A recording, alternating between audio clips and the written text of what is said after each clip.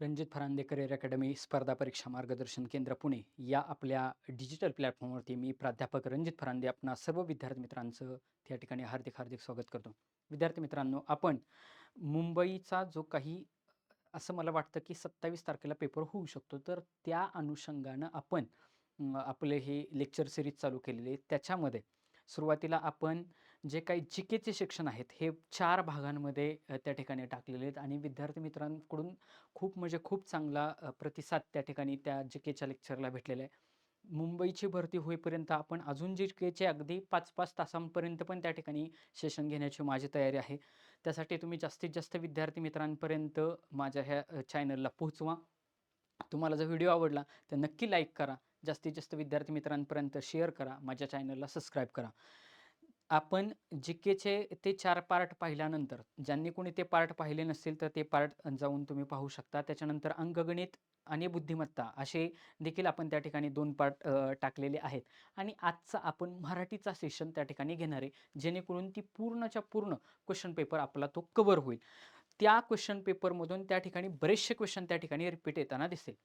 त्याचबरोबर हे जसं आपण जी-के असेल, जी-केला आपण करंटची त्या ठिकाणी जोड दिलेली आहे. त्याच्यामुळे ज्यांनी कुणी ते पाहिलं नसेल त्यांनी आवर्जून जाऊन ते जी-केचे लेक्चर पहा. तुम्हाला 100% त्या ठिकाणी तुमच्या मार्कामध्ये वाढ झाल्याशिवाय राहणार नाही. गणित देखील अत्यंतिक सोप्या पद्धतीमध्ये मी त्या ठिकाणी समजून सांगितलेलं आहे.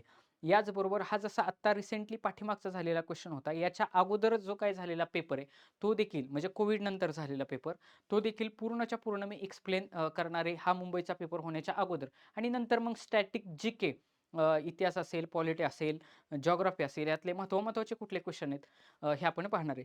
मी करंटचं लेक्चर टाकलेलं आहे. त्या करंटच्या लेक्चरमध्ये जे वर्तमानपत्रामध्ये जशी कात्रणं आलेली आहेत, त्या कात्रणामधला महत्त्वाचा पॉइंट कुठला, असा जवळपास 1 तास 21 मिनिटांचा तो व्हिडिओ आहे आणि त्याच्यावरती येणारे क्वेश्चन असा देखील व्हिडिओ पार्ट 2 म्हणून त्या ठिकाणी टाकणार आहे. तर करंटचा तो व्हिडिओ जरूर बघा. आगामी काळामध्ये ज्या काही परीक्षा होणार आहेत किंवा पुढची पोलीस भरती होणारी असेल किंवा मुंबईची पोलीस भरती होणारी असेल किंवा गट क मधल्या ज्या काही परीक्षा होणार आहेत, एम-पी-एस-सी गट ब, गट क आणि सर्व सरळ सेवा, रेल्वे भरती या सर्वांसाठी अत्यंतिक उपयुक्त असणारा तो करंटचा त्या ठिकाणी व्हिडिओ आहे. ज्यांनी कुणी पाहिला नसेल त्यांनी आवर्जून जाऊन त्या ठिकाणी त्याला करंटच्या व्हिडिओला पहा. तो चालू घडामोडीचा व्हिडिओ तुम्हाला 100% मार्क्स दिल्याशिवाय राहणार नाही. विद्यार्थी मित्रांनो, आजच्या लेक्चरला आपण त्या ठिकाणी मराठीचा सेशन चालू करणार आहे. तर हे मराठीचं लेक्चर आपण घेत असताना आपण याच्या अगोदर अंकगणित बुद्धिमत्ता घेतलेले. ज्यांनी कोणी पाहिलं नसेल ते तुम्ही पाहून घेऊ शकता.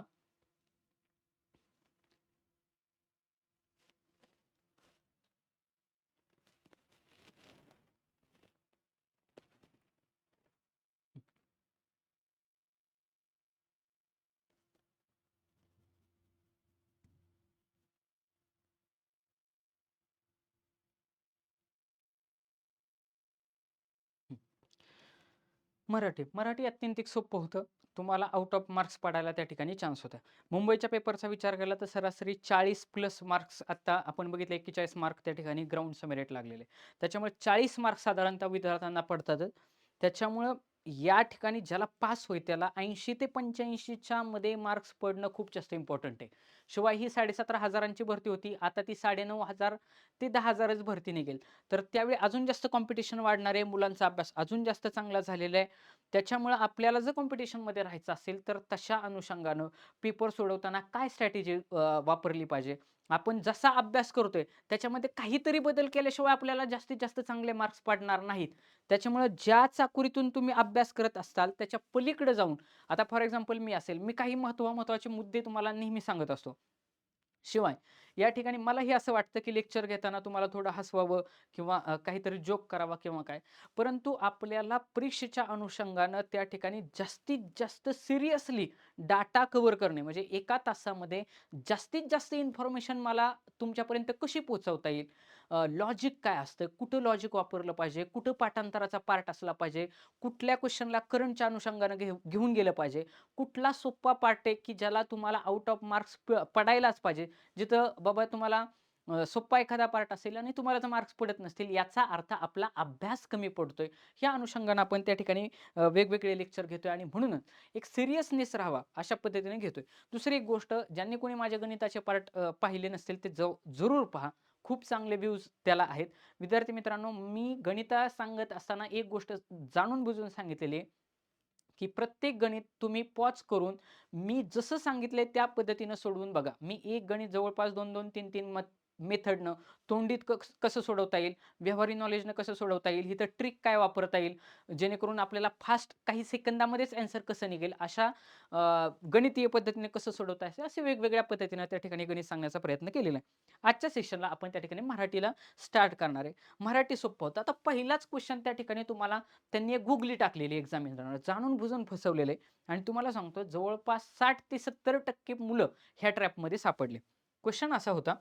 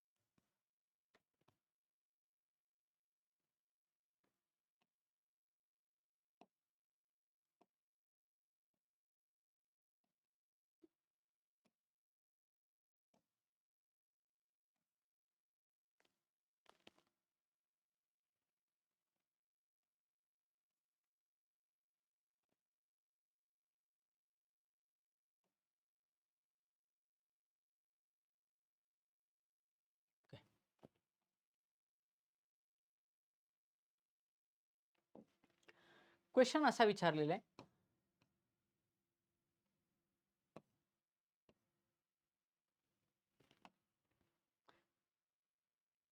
की तुझ्याकडे या शब्दाला षष्टीचा प्रत्यय लागल्यावर त्याचे रूप कसे होईल? बघा,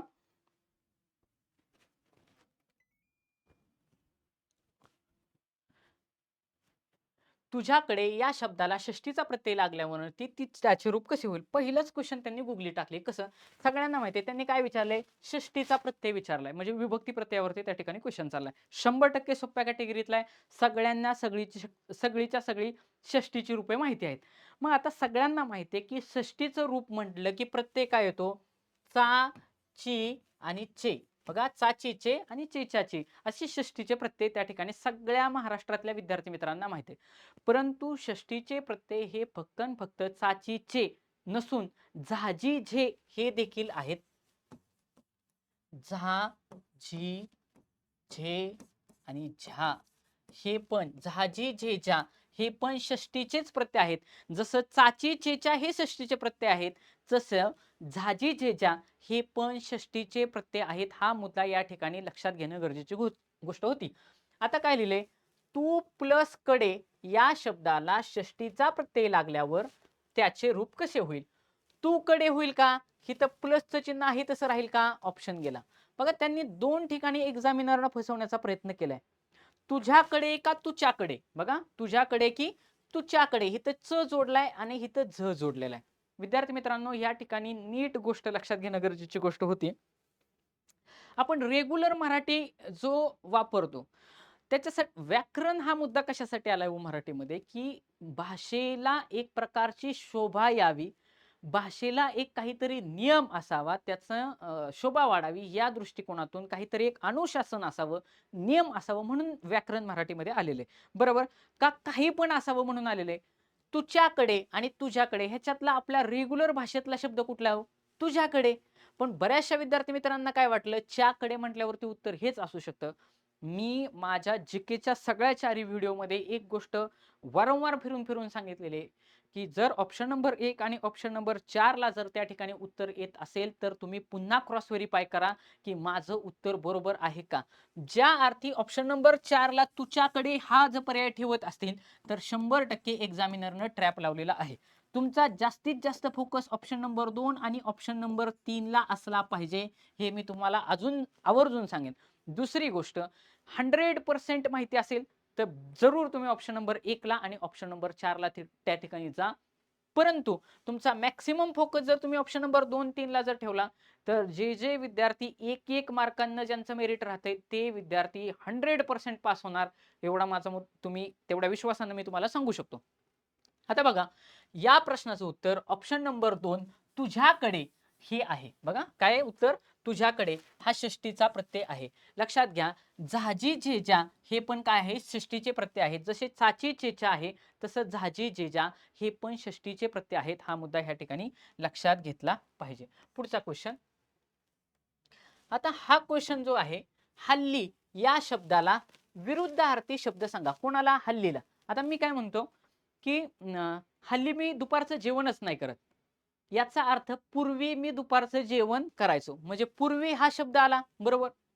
म्हणजे हल्ली या शब्दामध्ये आजची गोष्ट सांगते. बघा, हल्ली मी बागेत फिरायला जात नाही. बघा, हल्ली मी बागेत फिरायला जात नाही. परंतु हल्लीचा अर्थ विरुद्धार्थी शब्द विचारलाय. पूर्वी हा तर होतोय, क्षणिक हा ऑप्शन तर गेला. त्याच्यानंतर सी नंबरचा ऑप्शन असा ठेवलाय, मी पर्याय नीट वाचले. नेहमी माझं एक तत्व आहे कायम. प्रश्न बारीक वाचायचा. प्रश्न वाचल्याबरोबर चारीच्या चारी पर्याय बारकाव्यानंच वाचायचे. क्षणिक, पूर्वी, नंतर आणि पर्याय क्रमांक बी आणि सी. मग मी तिथे एक्झाम मध्ये विचार केला असता की यार ऑप्शन नंबर 4 ला पर्याय बी आणि सी करेक्ट असा ऑप्शन का दिलाय, असा तिथं एक्झाम मध्ये तुमच्या मनात प्रश्नचिन्ह निर्माण व्हायला पाहिजे होतं. बरेचसे विद्यार्थी मित्रांनी पूर्वीला टिक केलं आणि त्यांचे मार्क्स गेले. बघा, पूर्वी 100% बरोबर आहे, परंतु हल्ली याचा अर्थ जर आत्ता असेल, हल्ली म्हणजे काय, मी काय म्हटलं, हल्ली मी दुपारचं जेवण करत नाही, म्हणजे मी आत्ता सध्या दुपारचं जेवण करत नाही, याचा अर्थ मी नंतर दुपारचं जेवण करू शकतो. हल्ली याचा अर्थ सध्या, आत्ता असा होतो का नाही? याचाच विरुद्धार्थी शब्द नंतर होऊ शकतो का? होऊ शकतो. म्हणूनच की हल्ली या शब्दाला पूर्वी आणि नंतर असे दोन्हीच्या दोन्ही विरुद्धार्थी शब्द आहेत. म्हणून या प्रश्नाचं उत्तर ऑप्शन नंबर 4 पर्याय बी आणि सी दोन्ही बरोबर आहेत असा आहे. ओके, पुढचा क्वेश्चन.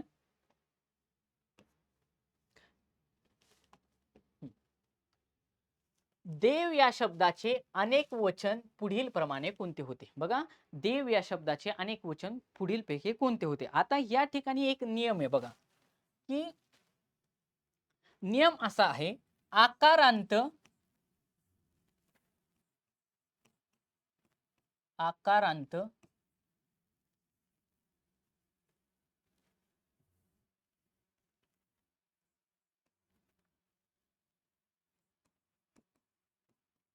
पुल्लिंगी, आकारांत पुल्लिंगी नामाचे अनेक वचन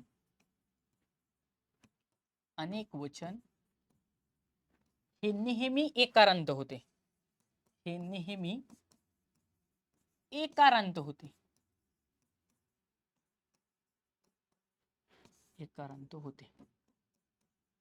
म्हणजे एखादं नाम, बघा, एखादं नाम पुल्लिंगी असायला पाहिजे. म्हणजे उदाहरणार्थ काय? उदाहरणामध्ये मी तुम्हाला सांगू शकतो की काय मी सांगितलं, आकारांती म्हणजे एखाद्या शब्दाच्या शेवटी आ आला पाहिजे. आ म्हणजे त्याला एक काना असला पाहिजे. आ आला पाहिजे म्हणजे काय? त्याला काना असला पाहिजे. आ म्हणजे काय? काना असला पाहिजे. आणि नाम कसलं आहे? ते नाम पुल्लिंगी असलं पाहिजे. मग आता मला सांगा, आपण कोण आहे? मुलगा. बघा, उदाहरणार्थ मुलगा. आता मुलगा पुल्लिंगी आहे का? हो आहे. याच्या शेवटी एक काना आहे बघा, मुलगा. आ आलं का नाही? आ गा, गा मध्ये आ लपलाय का? आहे. कारण याला एक काय दिलेला आहे? काना दिलेला आहे. मुलगा हे बरोबर या रूल मध्ये बसणारा आहे. आकारांती आहे म्हणजे शेवट याला काना आहे, बरोबर. पुल्लिंगी पण आहे, बरोबर. मग या नामाचं अनेक वचन काय होत असतं? एकारांत होत असतं. एकारांत होत असतं म्हणजे काय? त्याच्या शेवट एक मात्रा येत असतो. म्हणजे कसं? मुलगा याचं अनेक वचन काय होतं? मुलगी. मुलगी झाला. उदाहरणावरून नियमाकडे जायचं. मग आता दुसरा नियम असा आहे, त्या दुसऱ्या नियमावरती इथं क्वेश्चन विचारलाय, की त्या नियमावरती हा क्वेश्चन आहे की आकारांत सोडून, बघा,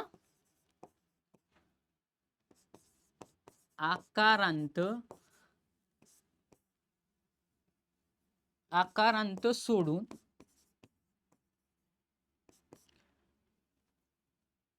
इतर आकारांत सोडून इतर सर्व पुल्लिंगी नामांची पुल्लिंगी नामांचे अनेक वचन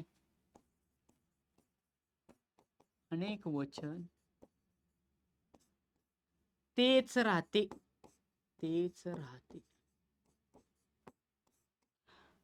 आकारांत सोडून बघा, आकारांत सोडून जर इतर सर्व पुल्लिंगी नामांचे अनेक वचन काय राहतं, तेच राहतं. आणि म्हणून या नियमावरती कायम प्रश्न विचारताना आयोग असेल किंवा पोलीस भरती असेल 100% या नियमावरती, किंवा सरळ सेवा आता TCS IBPS ने बरेचसे पेपर घेतले, त्या सगळ्या ह्याच्यावरती ह्या नियमावरती क्वेश्चन होतात. आणि हा नियम तुम्ही नीट लक्षात ठेवा. नियम मी जाणून बुजून दिलेला आहे, जरी तुम्हाला आता वाचायला अवघड वाटत असला तरी या नियमावरती क्वेश्चन येतातच. त्याच्यामुळे या नियमांमध्ये जेवढी उदाहरणं दिलेत तेवढी सगळी लक्षात ठेवायची. आणि उदाहरणं लक्षात ठेवायला सोपी आहेत म्हणून ती मी नियमानं सांगितले. आता मुलगा या शेवट आ आहे, त्याचं काय झालं, गाचा काय झाला, ए झाला. मुलगा मुलगे झालं, बरोबर. कुत्रा कुत्रे, मुलगा मुलगे, कुत्रा कुत्रे अशी उदाहरणं होतात, कारण ते कसे पुल्लिंगी. आता काय म्हणते, ते आकारांत सोडून शेवटी आकारांत नाही पाहिजे. आता देव बघा, देव हा शब्द कसला आहे, तो देव हे पुल्लिंगी आहे.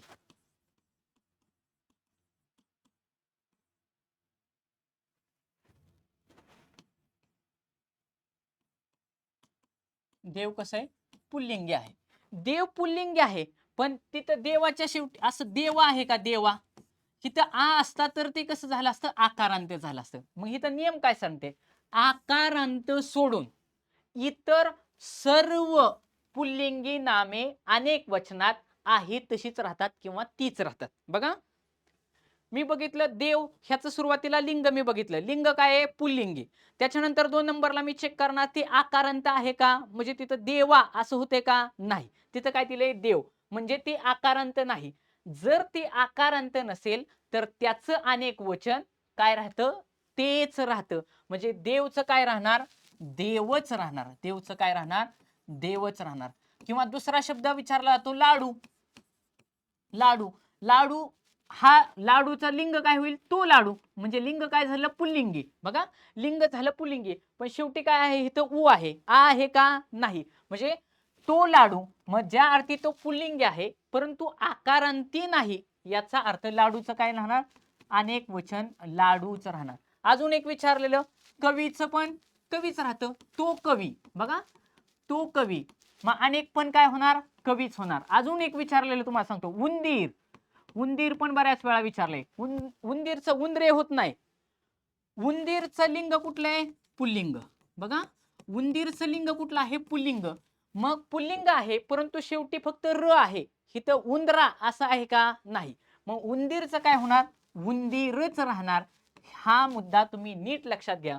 आणि अजून एक ट्रिक असं बघा, की आपल्या गावचं मंदिर असतं, गावच्या मंदिरामध्ये एक ग्रामदैवत असतं. असं सपोज आमच्या इथं दत्त मंदिर आहे, मग दत्त मंदिरात शेजारी हनुमान मारुतीरायाची पण मूर्ती आहे, त्या ठिकाणी कृष्णाची पण मूर्ती आहे. मग आपण काय म्हणतो, आमच्या घरात अनेक देव, म्हणजे आमच्या मंदिरात अनेक देवे आहेत असं म्हणतो का, नाही.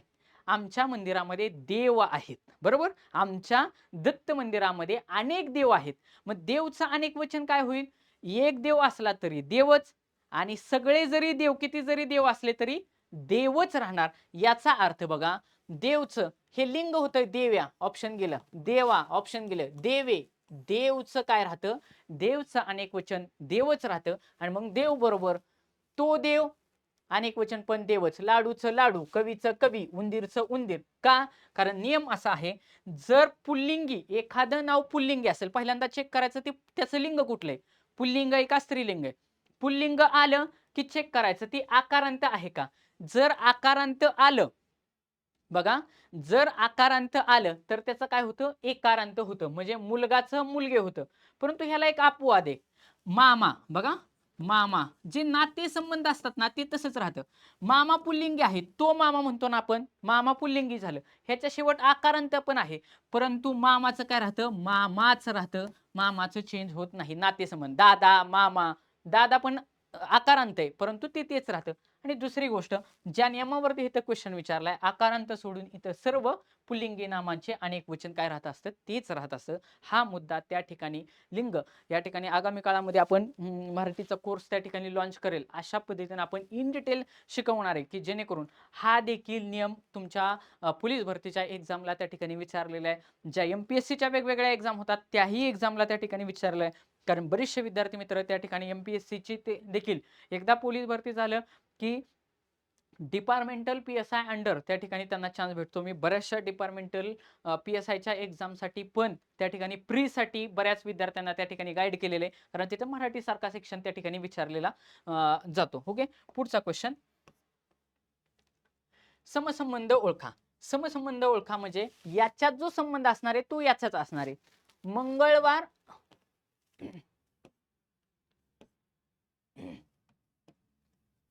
मंगळवारला शनिवार तर चैत्राला काय? बघा, मग मंगळवारच्या पुढे मोजत यायचं, बुधवार, गुरुवार, शुक्रवार आणि शनिवार. म्हणजे मंगळवारच्या पुढे किती आहे? चौथा शनिवार आहे. तसं मग चैत्राच्या पुढे काय? तर सगळ्यांना माहिती आहे चैत्र. त्यांनी ऑप्शन मध्ये देतानाच क्रमाने दिले, चैत्र, वैशाख, ज्येष्ठ. बघा, पहिल्यांदा असतो चैत्र, पहिला महिना असतो चैत्र गुढीपाडव्याचा. 2 नंबरला असतो वैशाख, 3 नंबरला असतो ज्येष्ठ. ज्येष्ठ झाल्यानंतर आषाढ महिना निघतो, ज्यामध्ये काय असते? वारी असते. बघा, वारी वारी निसते आषाढ महिन्यात. एकदा वारी झाली की लगेच श्रावण चालू होतो. म्हणजे आषाढ नंतर कुठला असणार आहे? श्रावण असणार आहे. आणि मग त्याच्यानंतर भाद्रपद गणपती वाचणार.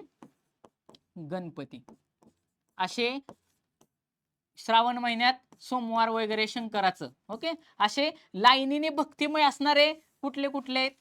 भक्तीने असणारे, म्हणजे जे भक्तिभावाने युक्त असणारे मराठी महिने कुठले आहेत? आषाढ महिन्यामध्ये आषाढी वारी असते, त्याच्यानंतर येतो श्रावण, आणि त्याच्यानंतर काय होतात? गणपती बसतात, म्हणजे भाद्रपद. भाद्रपद. ओके. आणि मग बाकीचे त्याच्या ठिकाणी अश्विन, कार्तिक वगैरे वगैरे आहेत, ते काय सांगायला एवढा माझ्याकडे वेळ नाही. परंतु आता एवढं लक्षात घ्या, जर मंगळवार नंतर चौथा शनिवार असेल तर चैत्रानंतर चौथा काय असेल? 1 नंबरला चैत्र, 2 नंबरला वैशाख, ज्येष्ठ, त्याच्यानंतर 3 नंबरला आषाढ आणि 4 नंबरला श्रावण. म्हणजे या प्रश्नाचं उत्तर ऑप्शन नंबर 3 श्रावण असणार आहे. हा जे काय आता एकदम बेसिक मुद्दा आहे की मराठी महिने आपल्याला तोंडपाठ असणं गरजेची गोष्ट आहे.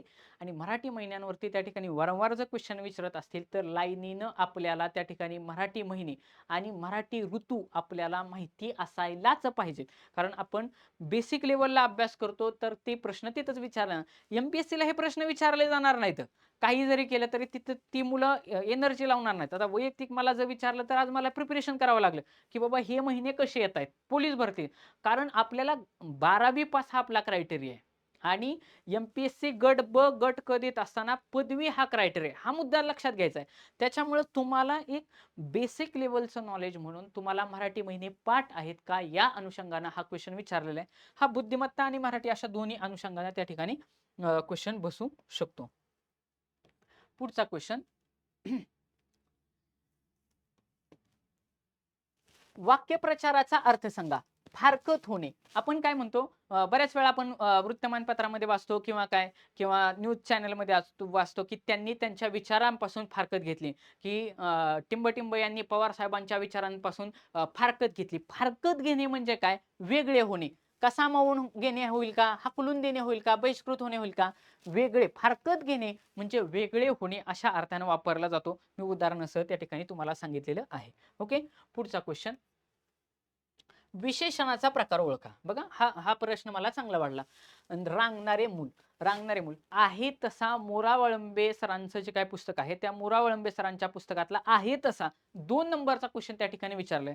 त्याच्यामुळं मोरा वळंबे सरांनी जेवढी जेवढी उदाहरणं दिलेली आहेत ती तोंडपाठच करायची. आता जर विचारत असतील रांगणारे मूल काय, तर उद्या प्रश्न विचारणार 100% वाहते पाणी. बघा, वाहते पाणी. आता रांगणारे मूल हे कशामध्ये येत आहे? बघा, मूल हे ह्याच्यामध्ये काय आहे? नाम आहे. मूल काय आहे? नाम आहे. नामाबद्दल विशेष माहिती सांगणाऱ्या शब्दाला आपण काय म्हणत असतो? विशेषण असे म्हणत असतो. नामाबद्दल विशेष माहिती सांगणाऱ्या शब्दाला आपण विशेषण म्हणतो. जसं की पांढरा गुलाब बघा, लाल गुलाब, सुंदर मुलगी बघा, उंच मुलगा. म्हणजे पांढरा झालं, त्याच्यानंतर सुंदर झालं किंवा उंच झालं, हे काय सांगतात? त्याच्याबद्दल, त्या नामाबद्दल विशेष माहिती सांगतात, म्हणून त्याला विशेषण असे म्हणतात. मग हे विशेषणाचे जे काय वेगवेगळे प्रकार आहेत, मग ते जे काय काही ठराव गुणवाचक विशेषण असेल, संख्यावाचक विशेषण असेल. संख्यावाचक विशेषणावरती पोलीस भरतीला मॅक्सिमम वेळा क्वेश्चन त्या ठिकाणी मला विचारलेले पाहायला भेटतात. अनिश्चित संख्यावाचक विशेषण असेल, आवृत्तीवाचक असेल, पृथक्त्ववाचक असेल, त्याच्यानंतर वेगवेगळे त्या ठिकाणी संख्यावाचक विशेषण आहेत. याच्यावरती फिरून फिरून क्वेश्चन त्या ठिकाणी विचारतात. परंतु यावेळी त्यांनी थोडा वेगळ्या पॅटर्नमध्ये क्वेश्चन विचारलेला आहे, परंतु सोपाच प्रश्न आहे. मराठीचे काही जरी झालं तरी मार्क्स जाऊन द्यायचा नाही, हा चंग पोलीस भरती करणाऱ्या विद्यार्थ्याने बांधला पाहिजे. आपल्याला मराठीमध्ये आउट ऑफ मार्क्स कसे पडतील या अनुषंगानेच आपण त्या ठिकाणी चाललं पाहिजे.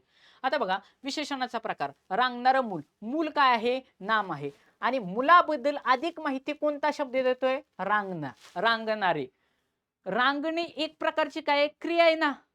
ते मूल काय करते? एक प्रकारची क्रिया करते. म्हणजे जर क्रिया करत असेल, एखाद्या ठिकाणी क्रिया घडत असेल, किंवा ते जर क्रियापदासारखं दिसत असेल, बघा, क्रियापदासारखे दिसत असेल किंवा क्रिया घडत असेल, तर त्याला धातू साधित असं म्हणतात. काय म्हणतात? धातू साधित असे म्हणतात. आणि शक्यतो नारे वगैरे असे, नारे, नारा, हे प्रत्यय धातू साधितालाच लागत असतात. लक्षात ठेवा. रांगणारे, रांगणारा वगैरे वगैरे असं प्रत्यय हे धातूलाच लागत असतात. आणि त्याच्यापासून धातूला प्रत्यय जर लागले, नारा, नारी, नारे वगैरे, तर त्यापासून धातू साधित तयार होतात. आणि म्हणून रांगणारे मूल हे काय आहे? धातू साधित विशेषण आहे. उद्या जर तुम्हाला विचारलं वाहते पाणी हे कसल्या प्रकारचं विशेषण आहे, तर बघा, पाणी हे काय आहे? नाम आहे. आणि वाहते म्हणजे वाहणारे पाणी, पाण्याची क्रिया चालू आहे ना, वाहण्याची क्रिया चालू आहे, म्हणून वाहते पाणी हे पण काय आहे? धातू साधित आहे. हा पण क्वेश्चन बऱ्याच वेळा विचारलेला आहे. मग बाकीचे ऑप्शन काय? अव्यय साधित काय, नाम साधित काय, किंवा सार्वनामिक विशेषण काय कशाला म्हणायचं? आता बघा, अव्यय साधित मध्ये त्या ठिकाणी अव्यय असले पाहिजे. म्हणजे आपल्या सगळ्यांना माहिती आहे, शब्दयोगी अव्यय वगैरे वेगवेगळ्या अव्ययांचे त्या ठिकाणी उभयनव्य अव्यय, शब्दयोगी अव्यय, हे सगळे त्या ठिकाणी अव्ययाचे प्रकार आहेत. मग या अव्ययाच्या धातूस अव्यय साधित कधी होणार? सपोज म्हणणार वरचा मजला, वरचा मजला. मग मजला हे काय? मजला हे नाम आहे. आणि वरचा हे काय आहे? अव्यय आहे. मग जर वरचा हा शब्द अव्यय असेल, मजला हे नाम असेल, तर त्याला काय म्हणणार? मजल्याबद्दल विशेष माहिती सांगतोय वरचा हा शब्द, म्हणून हे काय झालं? अव्यय साधित विशेषण झालं. आलं काय मुद्दा लक्षात? मजला नाम आहे, वरचा हे अव्यय आहे, परंतु या नामाबद्दल तो विशेष माहिती सांगतोय, म्हणून हे काय झालं? अव्यय साधित नाम झालं. किंवा मागचं दार, मागचं दार, सगळे हे क्वेश्चन विचारलेले. दार काय आहे? नाम आहे, परंतु त्या दाराबद्दल विशेष माहिती सांगतोय. कुठला शब्द? मागचे. बघा, मागचे दार. मग मागचे दार, मग मागचे हे काय? मागचे आहे अव्यय आहे, मागचे अव्यय आहे, म्हणून हे अव्यय साधित नाम झालं. नाम साधित कधी कधी म्हणायचं? आज मी, बघा, ते वाक्य बऱ्याच वेळा विचारले. आज मी साखर काकडी खाल्ली. बघा, हे रप करतो म्हणजे तुमच्या लक्षात येईल. आज मी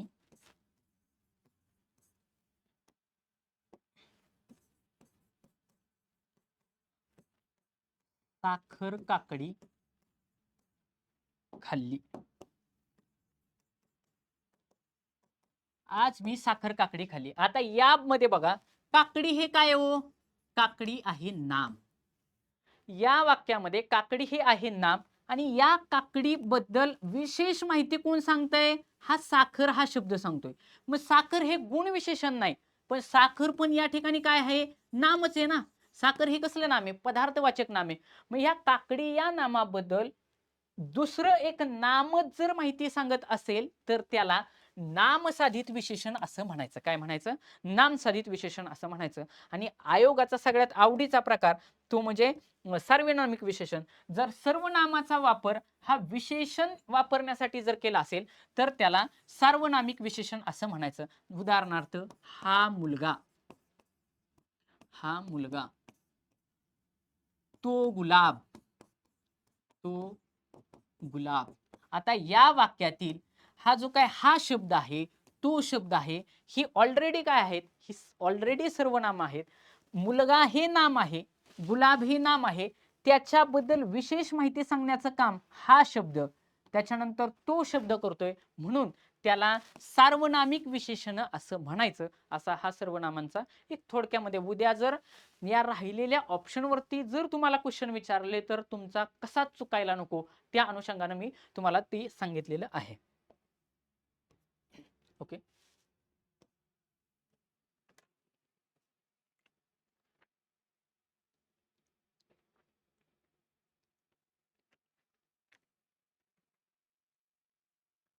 पुढचा क्वेश्चन 100% यायलाच पाहिजे होता अशा स्वरूपातला हा क्वेश्चन आहे. अलंकार व्यवस्थित करून ठेवायचे आणि अलंकारामधलं पण एकदम सोपं त्या ठिकाणी उदाहरण विचारलेलं आहे. काय विचारलंय की लहानपण देगा देगवा, मुंगी साखरेचा रवा, ऐरावत रत्न थोर त्याचा अंकुशाचा मार, या पद्यपंक्तीतील अलंकार ओळखा. सगळ्यांना माहिती आहे जगद्गुरु संत तुकाराम महाराजांच्या लिहिलेल्या ह्या ओळी आहेत. आणि याच्यामध्ये संत तुकाराम महाराज म्हणतात की हे देवा मला लहानपण दे, हे देवा मला लहानपण दे, लहानपण देगा देवा. आणि हे पटवून देताना ते काय सांगतात, एक दृष्टांत देतात किंवा दाखला देतात. कशाचा दाखला देतात की मुंगी ही लहान आहे तर तिला साखर खायला भेटते, आणि ऐरावत हा मोठा आहे तर त्याला ऐरावत हा एक हत्तीचा प्रकार आहे. आणि हत्तीला बघा असं मोठं गंडस्थळ असतं, म्हणजे डोक्याला गंडस्थळ म्हणतात. तिथं अंकुश असा सारखा टोचतात जेणेकरून हत्तीला कंट्रोलमध्ये ठेवतात, ताब्यात ठेवतात. मग हत्ती एवढा बलाढ्य, ऐरावत एवढा बलाढ्य, पण सारखं त्याला अंकुशानं टोचलं जातं. त्याला मान भरपूर आहे, ऐरावताला मान भरपूर आहे. ऐरावत हे कोण? इंद्राचं ऐरावत असतं. मान त्याला भरपूर आहे, परंतु त्याला सारखं काय त्या ठिकाणी अंकुशाचा त्रास सहन करावा लागतो. मुंगी छोटीशी आहे पण तिला गोड अशी साखर खायला भेटते, म्हणून मला देवा लहानपण दे, असा एक प्रकारचा दाखला दिलाय, दृष्टांत दिलाय. म्हणून हा दृष्टांत अलंकार आहे, हा त्या मुद्दा त्या ठिकाणी लक्षात ठेवायचा. मग उपमा अलंकार काय? बघा, उपमा अलंकार काय? सारखा सारखी सारखे, सारखा सारखी सारखे, परिगत समान, परिगत समान असे जर शब्द येत असेल, बघा सारखा सारखे सारखे ह्या शब्दांवरती फोकस करायचा. मुंबईची घरे जणू कबुतराच्या खुराड्यासारखी, मुंबईची घरे कबुतराच्या खुराड्यासारखी. कबुतराच्या खुराड्यासारखी म्हणजे कवी वर्णन करताना म्हणतो की मुंबईची घरं म्हणजे आमच्या कबुतराच्या खुराड्यासारखी, सारखा सारखे सारखे. तर त्या ठिकाणी उपमा हा अलंकार होतो. उत्प्रेष काय? उत्प्रेष जणू, जणू काय? जणू, जणू काय गमे वाटे भासे, गमे वाटे भासे असे जर शब्द येत असतील तर तो अलंकार उत्प्रेक्ष असतो. का उदाहरण आता माझ्या लक्षात न गेलं, पण आठवलं तर सांगतो. जणू जणू काय गमे वाटे भासे याच्यामधलं उत्प्रेष अलंकार असतो. आणि अतिशयोक्ती अलंकार हे सगळ्यांनाच माहिती आहे की दमडीचं तेल आणलं, त्यात सासूबाईचं नाहणं झालं, मामांजीची दाढी झाली, राहिलेलं तेल, परत काय जावयाची शेंडी झाली, राहिलेलं तेल झाकून ठेवलं. दमडी म्हणजे पूर्वीच्या काळी म्हणजे आणण्यापेक्षा कमी दमडी असायची, त्याचं एवढं एवढंसं तेल आणलं, त्याच्या सासूबाईनं आंघोळ केली, मामांजीनं दाढी केली, त्याच्यानंतर कोणीतरी शेंडी केली, त्या राहिलेलं तेल झाकून ठेवलं.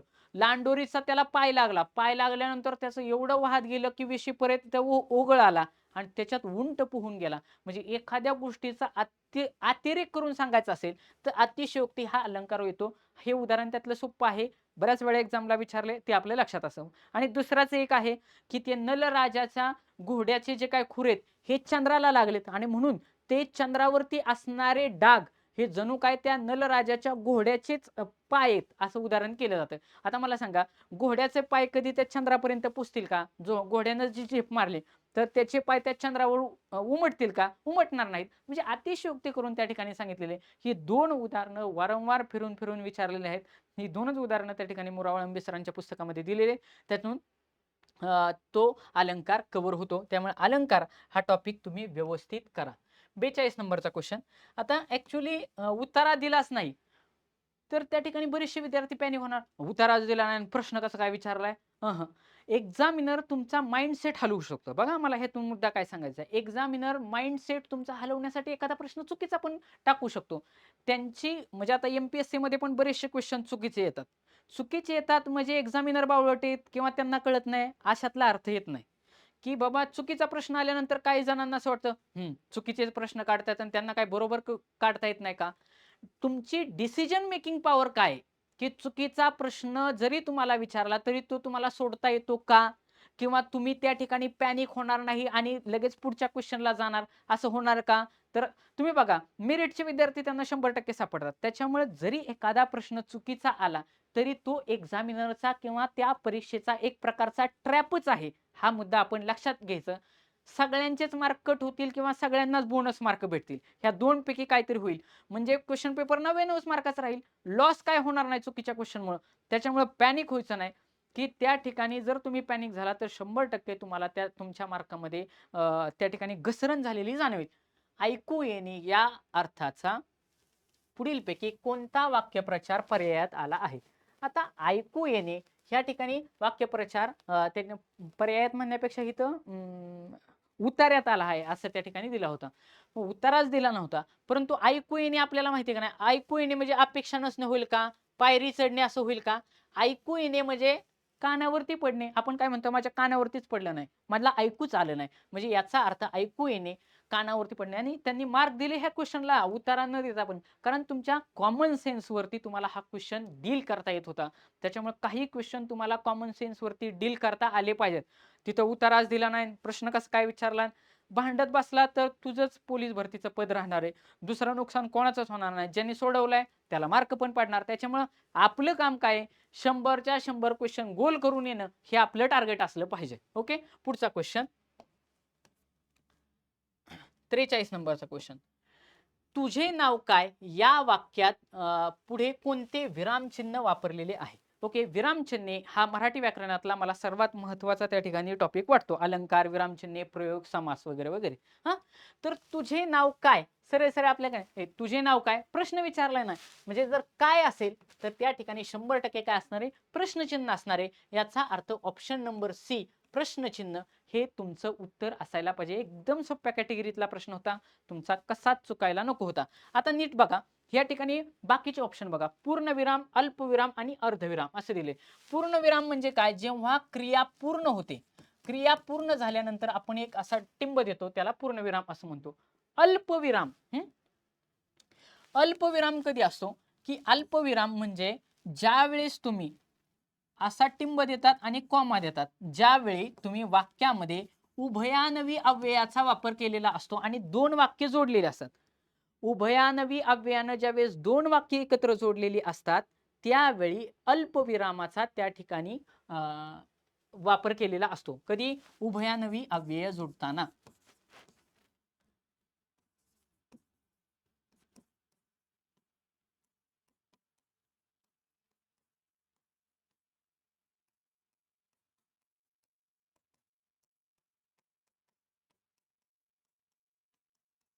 जेव्हा 2 वाक्य उभयानवी अव्ययानं जोडली जातात. बघा, पाऊस पडू लागला आणि मोर नाचू लागला. बघा, पाऊस पडू लागला आणि मोर नाचू लागला. याच्यामध्ये त्या ठिकाणी उभयानवी अव्यय वापरले. ज्या ठिकाणी उभयानवी अव्यय वापरले त्या ठिकाणी त्या ठिकाणी अल्पविराम वापरला जातो. आणि अर्धविराम, अर्धविराम हे त्या ठिकाणी एखादा जर हे द्यायचं असेल म्हणजे तपशील द्यायचा असेल तर तपशील देण्यासाठी ते चिन्ह वापरलं जातं, की वर्गात विद्यार्थी 1 नंबर, 2 नंबर, 3 नंबर अशा पद्धतीने त्या ठिकाणी वापरलं जातं. ओके, पुढचा. कमळ या शब्दाचा समानार्थी नसलेला या ठिकाणी फोकस करणं गरजेची गोष्ट होतं.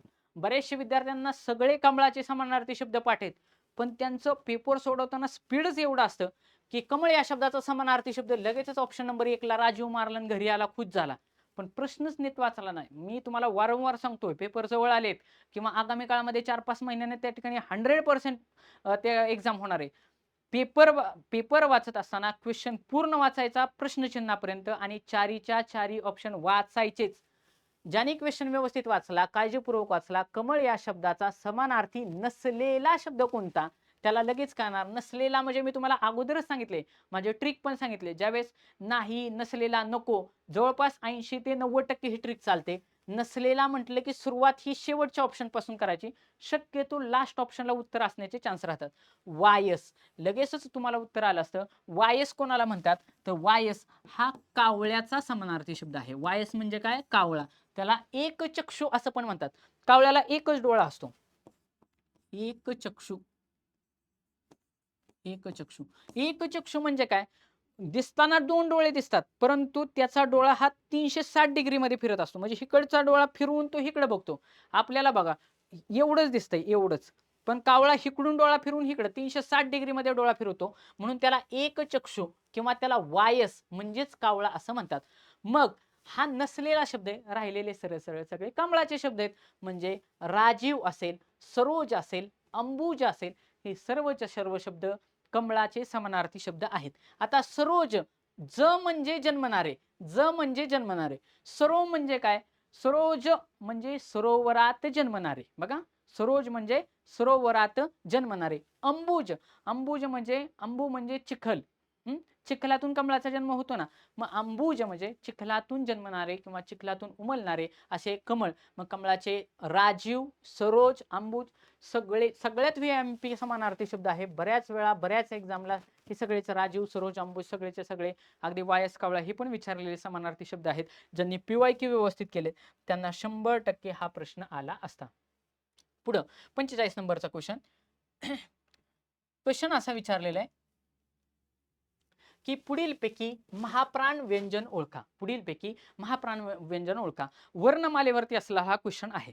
बघा, वर्णमाला जेव्हा आपण करत असतो त्यावेळेस वेगवेगळे आपल्याला स्वर, बघा मराठी वर्णमालेमध्ये त्या ठिकाणी 14 स्वर आहेत. त्यातले ॲ आणि व, बॅट आणि बॉल साठी त्यावेळेस शब्द स्वरच नव्हता, म्हणून ॲ आणि व, ॲ आणि अ ह्या 2 शब्दांचा त्या ठिकाणी स्वरामध्ये समावेश करण्यात आल्यामुळे आता मराठी भाषेमध्ये 12 नसून टोटल 14 स्वर आहेत. मुद्दा नंबर 1. मुद्दा नंबर 2 काय की 2 स्वरादी आहेत. आणि आहा ह्या 2 स्वरादी आहेत आणि राहिलेले काय आहेत त्या ठिकाणी व्यंजन आहेत. मग त्या व्यंजनाचे वेगवेगळे प्रकार कुठले याच्यावरती हा क्वेश्चन विचारलेला आहे. तर महाप्राण व्यंजन कुठले तर लक्षात ठेवायचा, हत्ती हा प्राणी. बघा, हत्ती हा कसा आहे? महाप्राण आहे ना, मोठा आहे. हत्ती एकदम मोठा असतो ना, म्हणून ह्या हत्तीवरून ह, हत्तीचा ह याच्यावरून ह हे व्यंजन काय आहे? महाप्राण आहे. ऑप्शन नंबर 1 ह्या प्रश्नाचं उत्तर आहे. हत्ती कसा आहे? हत्ती हा मोठा नाही, मोठा आहे, महान आहे, म्हणून महाप्राण म्हणजे मोठा असा प्राण कोणाचा असणार आहे? सगळ्यात मोठा कोण आहे? हत्ती आहे. म्हणून प्राण्यांमध्ये सगळ्यात मोठा हत्ती आहे. त्या हत्तीच्या वरून ह वरून ह हे अक्षर काय आहे? महाप्राण आहे. दुसरी एक गोष्ट की ज्याच्यामध्ये इंग्लिश मधल्या एच या लेटरची छटा येते किंवा ह म्हणताना बघा, ह म्हटल्यानंतर जी काय हवा आहे ही बाहेर फेकली जाते. ह म्हटल्यानं बघा, हवा ही बाहेर फेकली जाते. ज्या अक्षरांचा उच्चार करत असताना हवा बाहेर जाते ते सर्वच्या सर्व महाप्राण असतात. हा मुद्दा लक्षात ठेवायचा. आता ळ कसला वर्ण आहे? ह्या ळ ला द्रविडियन गटातील वर्ण असं पण म्हटलेलं आहे. द्रविडियन गटातील वर्ण किंवा त्याला स्वतंत्र वर्ण असं पण म्हटलेलं आहे. त्याला स्वतंत्र वर्ण, स्वतंत्र वर्ण असं पण म्हटलेलं आहे. स्वतंत्र वर्ण म्हणजे ह्या सगळ्या ट्रिक आहेत. द्रविडियन गटातील वर्ण, स्वतंत्र वर्ण म्हणजे काय? ळ. मग ह्याचे ट्रिक काय आहे? बाळ. बाळ, बाळ कसं हो? जन्माला आल्यानंतर बाळ स्वतंत्र असतं ना, त्याच्यावरती कुणाचा दबाव असतो का? नसतो. म्हणून वर्णमालेतील स्वतंत्र वर्ण कुठला तर ळ हा स्वतंत्र वर्ण आहे. हत्ती, हत्ती ही आपली काय? हत्ती पण आपली ट्रिक आहे. हत्तीवरून ह लक्षात ठेवायचा, ह वरून महाप्राण. आता पुढचं श आणि ज्ञ ही काय आहेत? वर्णमालेतील संयुक्त व्यंजने आहेत. संयुक्त व्यंजने आहेत. मग संयुक्त व्यंजने कुठली? तर श आणि न्य ही काय आहेत? वर्णमालेतील संयुक्त व्यंजने आहेत. हा मुद्दा लक्षात ठेवायचा. वर्णमालेवरचे सगळेच्या सगळे क्वेश्चन व्यवस्थित करायचे. हातची मार्क असतात. मराठीतले मार्क्स जाता कामा नये. खूप वेळा घासा पण पाठच करा. ओके, पुढं.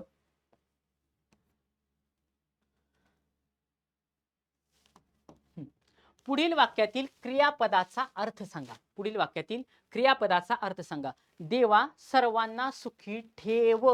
आता व शेवट आल्यामुळे काय झालं, बऱ्याचशा विद्यार्थी मित्रांना त्या ठिकाणी जमलिंग झालं आणि त्यांनी डायरेक्टली ऑप्शन नंबर 1 ला टिक केली. त्यांना वाटलं हे विद्यार्थी वाक्य.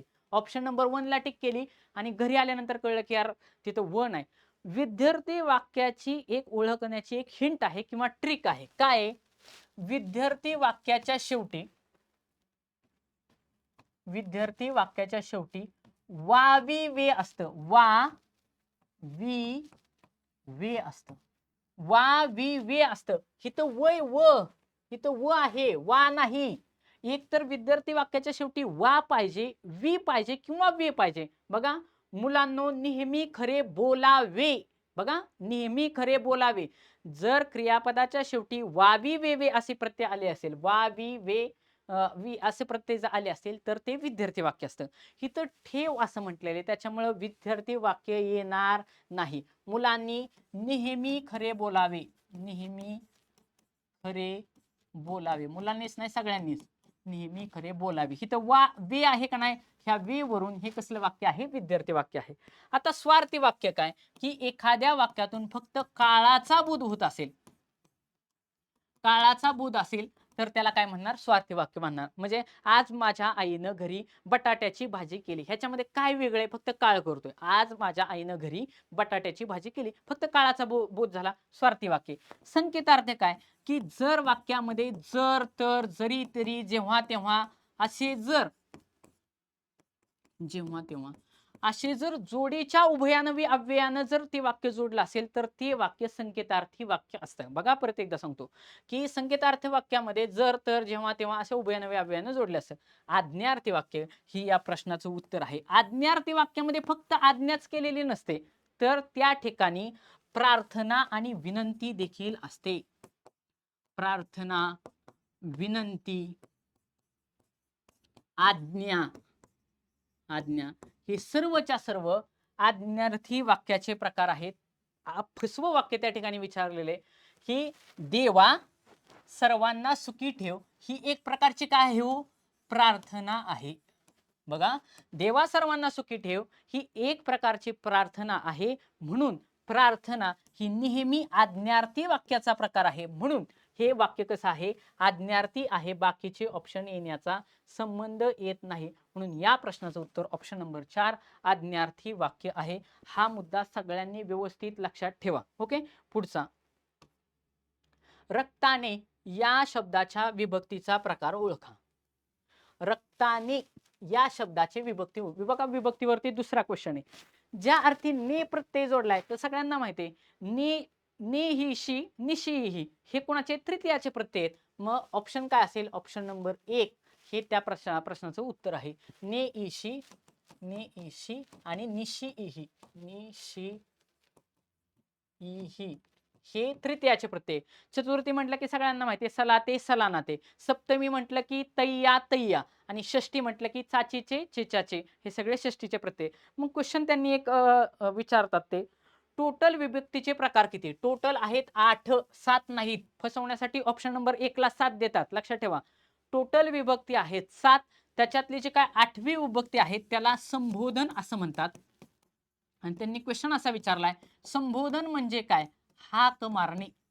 हाक मारणे. आणि संबोधनामध्ये फक्त नो हा प्रत्यय येतो. काय येतो? नो हा प्रत्यय येतो. आता जे काय सप्तमीमध्ये तय्या सांगितलं मी त्याला, तर तो फक्त अनेक वचनामध्येच आहे. अनेक वचनामध्येच हा प्रत्यय आहे. आणि प्रथमा ह्याच्यामध्ये प्रत्यय येत नाहीत. ओके, प्रथमामध्ये प्रत्यय येत नाहीत. सगळे तुम्हाला त्या ठिकाणी मी सांगितले. चतुर्थीला असतात तेच द्वितीयेला असतात. सलाते, सलानाते. तृतीयेला नेईशी, नेईशी. चतुर्थीला परत सलाते, सलानाते. पंचमीला ऊनहून, ऊनहून. षष्टीचे चाचीचे, चेचाची. सप्तमीला तय्या, तय्या आणि संबोधनला नो अशा 8च्या 8 विभक्ती या ठिकाणी मी तुम्हाला सांगितलेल्या आहेत. ओके, पुढचा संधी सोडवा. संधी एकदम व्यवस्थित करून ठेवा. संधी हा टॉपिक मे बी ह्याला तुमच्या मुंबईच्या पोलीस भरतीला विचारला जाऊ शकतो. मनपटल ह्या ठिकाणी विसर्ग दिलाय. मनपटल ह्याची संधी सोडवा. लक्षात ठेवा, मनपटलचं नसतं मनपटल होईल का विसर्ग जाईल का? ऑप्शन गेला. मनस म्हणजे इथं पाय मोडलेला आहे प्लस पटल, मनोपटल होईल का? नाही होणार. आहे तर सर येईल का? येणार नाही. सरळ सरळ ऑप्शन नंबर बी उत्तर राहणार आहे. नियम असा आहे, मनस स चा पाय मोडायचा, अधिक पटल बरोबर मनपटल बरोबर मनपटल. काय रूल आहे? स च्या पुढे जर वर्णमालेतील कोणतंही व्यंजन आलं तर स चा विसर्ग होतो असा नियम आहे. त्याच्यावरून जर स च्या पुढे कोणतंही व्यंजन आलं तर त्याचा 100% विसर्ग होतो. मनस्पटल असं त्याचं हे आहे. हे त्या प्रश्नाचं उत्तर त्या ठिकाणी विद्यार्थी मित्रांनो तुम्ही लक्षात घ्या. ओके, अशा पद्धतीनं जेवढे आतापर्यंत मागच्या पोलीस भरतीला मराठी सहित जेवढे क्वेश्चन विचारलेले तेवढे सर्वच्या सर्व विद्यार्थी मित्रांनो मी घेण्याचा प्रयत्न केला आहे. तुम्हाला जर हा व्हिडिओ आवडला असा तर नक्की मला थोडं एक उत्साह येतो. तुम्ही नक्की ह्या व्हिडिओला लाईक करा. तुम्ही तुमच्या जास्तीत जास्त विद्यार्थी मित्रांपर्यंत शेअर करा. जास्तीत जास्त विद्यार्थ्यांना आपल्या या लेक्चरचा फायदा झाला पाहिजे, आपल्या या स्ट्रॅटेजीचा फायदा झाला पाहिजे. तुमच्यासाठी आपण लाईव्ह सेशन पण त्या ठिकाणी लवकरात लवकर अरेंज करणार आहे. पण माझी एक किमान अपेक्षा आहे की जास्तीत जास्त विद्यार्थ्यांपर्यंत तुम्ही आपल्या चॅनलला त्या ठिकाणी शेअर करा, सबस्क्राईब करा. तुम्हाला जर हा व्हिडिओ आवडला नक्की लाईक करा. धन्यवाद.